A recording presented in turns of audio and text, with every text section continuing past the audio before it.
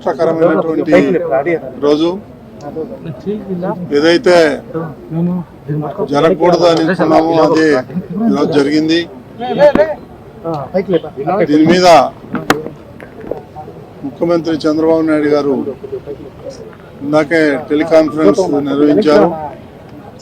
నేను కూడా దాంట్లో పార్టిసిపేట్ చేశాను. ఆయన తీవ్రంగా బాధపడుతున్నాడు. మోడీ గారి మీటింగ్ సక్సెస్ఫుల్ గా చేసుకొని ఇంటికి రాగానే ఈ దురవార్త విన్నారు. చాలా బాధపడ్డారు. ఇది కొంతమంది అధికారుల వైఫల్యం అని చెప్పేసి ముఖ్యమంత్రి గారు చెప్పడం జరిగింది. ఏది ఏమైనప్పటికీ ఈ సంఘటన జరగడం చాలా దురదృష్టకరం. ఎలా జరిగింది ఏంటి అనేది మొత్తం అధికారులను అడిగి ముఖ్యమంత్రి గారు తెలుసుకున్నారు. 11:45 గంటలకి తిరుపతి వస్తున్నారు. వచ్చి క్షతగాత్రులని పరామర్శిస్తారు. అప్పుడే చనిపోయిన కుటుంబాలకి గాయపడే వాళ్ళకు కూడా ఎస్గ్రేషియో ప్రకటిస్తానని చెప్పారు. ఏది ఏమైనప్పటికీ ఇది జరగటం రేపులో ఎల్లుండి పండగ పెట్టుకొని ఇది జరగటం చాలా దురదృష్టకరం అని చెప్పి ముఖ్యమంత్రి తీవ్రంగా దిగ్భ్రాంతి చెందారు. వారు చాలా బాధపడుతున్నారు. జరిగేది జరిగిపోయింది, మళ్ళీ తిరిగి రాదు. ఫ్యూచర్లో దీన్ని ఒక ఎక్స్పీరియన్స్గా తీసుకొని రాబోయే రోజుల్లో ఏ విధంగా చేయాలనేది అధికారులతో మాట్లాడి చర్యలు తీసుకుంటాం. ఇప్పుడు కూడా దీనికి బాధ్యులైన వారి మీద శాఖాపరంగా తప్పకుండా ముఖ్యమంత్రి చర్యలు తీసుకుంటారు. చాలా వార్నింగ్ కూడా ఇవ్వటం జరిగింది వీళ్ళు. సో రామానాయుడు స్కూల్ దగ్గర ఎక్కువగా తొక్కిసలాట పోలీసుల వైఫల్యమే ప్రధాన కారణమని భక్తులు ఆరోపించారు. దానికి జరిగి ఉండొచ్చు, నేను కాదంటలేను. మనం చూడలేదు, విజువల్స్ వచ్చినాయి కొన్ని.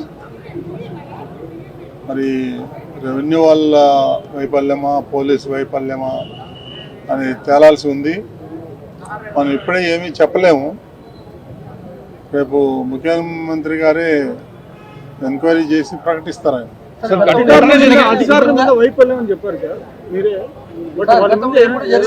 ముఖ్యమంత్రి గారే చెప్పారు, నేను కాదు చెప్పింది, ముఖ్యమంత్రి గారే చెప్పారు. అది ముఖ్యమంత్రి గారు డిసైడ్ చేస్తారు, అది నేను కాదు డిసైడ్. Government decide. సార్, ఘటన జరిగిన ప్రాంతంలో ఉదయం నుంచి కూడా భక్తులు తాకిడి అధికంగా ఉంది. సో ఆ ప్రాంతంలో ముందస్తుగా ఏమైనా చర్యలు చేపట్టకపోవడానికి కారణాలు ఏంటి సార్? ముందస్తుగా తెలియట్లేదు. తెలుసు, నేను కూడా నిన్న కొంతమంది అధికారులను హెచ్చరించాను. జరిగే అవకాశం ఉంది, చాలా అప్రమత్తంగా ఉండాలి మీరు, ఇట్లా ఉంటే కాదు అని నిన్న ఉదయమే చెప్పాను. నేను ఈరోజు కూడా నేను ప్రెస్ కాన్ఫరెన్స్లో అదే చెప్పాను. సోషల్ మీడియాలో కొంతమంది భక్తుల్ని తిరుమలకు రానీయము అని ఏదైతే రూమర్స్ ఉన్నాయో దాన్ని ఖండించాను. భక్తుల్ని తిరుమలకి రావద్దని చెప్పడానికి ఎవరికి హక్కు లేదు. ఎవరైనా వెళ్ళొచ్చు, కాకపోతే దర్శనానికి మాత్రం పోకుండా ఉండాలి. కాబట్టి దాన్ని గుర్తుపెట్టుకొని రమ్మని చెప్పి మేము పిలుపు కూడా ఇచ్చాం.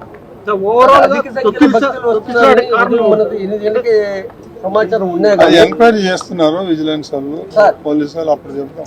అధిక సంఖ్యలో భక్తులు 4 రాష్ట్రాల నుంచి అధిక సంఖ్యలో భక్తులు పాల్గొంటున్నారు, వస్తున్నారు అని తెలిసినా కూడా కనీసం వాళ్ళకి వాటర్ కూడా ఇచ్చే ఇది కూడా వాటర్ అవన్నీ సప్లై చేసామండి. అది నేను లేదు సార్. ఈవినింగ్ నేను వెళ్ళొచ్చాను 4 ప్రాంతాలకి. నేను పర్సనల్గా వాళ్ళని కూడా అడిగాను. భక్తులను అడిగితే పాలు బిస్కెట్లు అవి కూడా ఇస్తున్నారమ్మా అని కూడా చెప్పడం జరిగింది. సార్, ఇది ఒక కేంద్రంగా వద్ద కాదు, విష్ణు నివాసము, భూదేవి కాంప్లెక్స్, ఇలా అనేక ప్రాంతాల్లో కూడా తొక్కిసలాట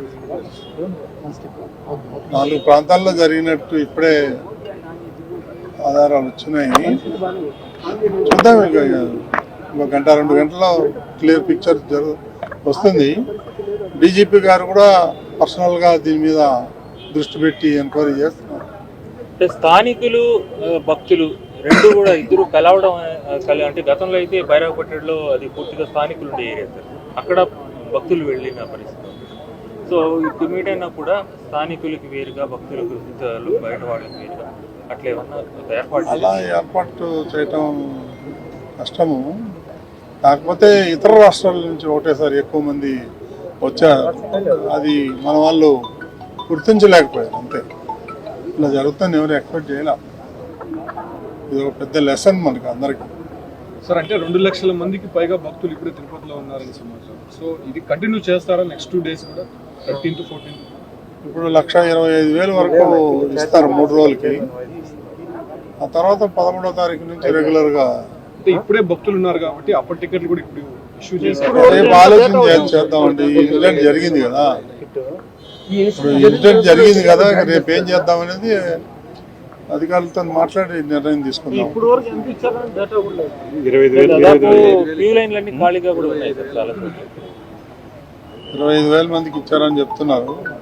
ఎగ్జాక్ట్ ఫిగర్ తెలియదండి. సరేనా? దీంట్లో ఎందుకు పోలీసులు జరిగిందనే కారణం. అది పోలీసు వాళ్ళు డిసైడ్ చేస్తారండి. విజిలెన్స్ వాళ్ళు అందరూ దాని మీద, సిఐడి వాళ్ళు అందరూ వచ్చారు. చూద్దాం, రేపటికల్లా రిపోర్ట్ వస్తుంది. ముఖ్యమంత్రి గారు చాలా సీరియస్గా ఉన్నారు.